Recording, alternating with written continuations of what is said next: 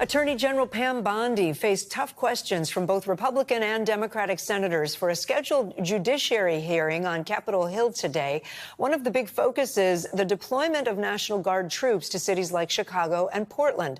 The ranking member on that committee and senator from Illinois asked the Attorney General about the administration's legal rationale for deploying those troops, and here's how she responded.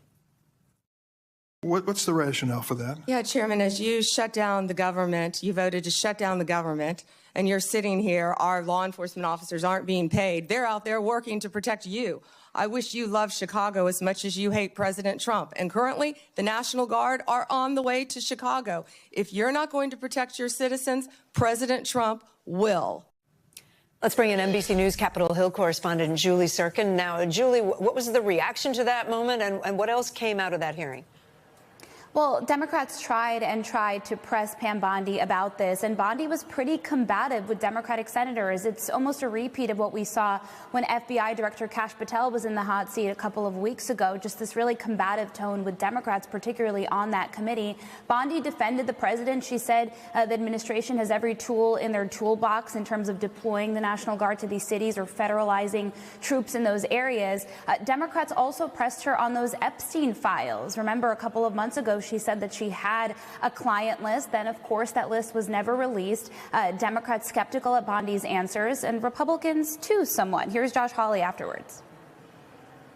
I think they should release all the files that they can. You know, I agree with the president on that. I mean, the president said back in, gosh, I think it's June now, maybe it was earlier, that he hoped the attorney general would release whatever she could that wasn't under court seal.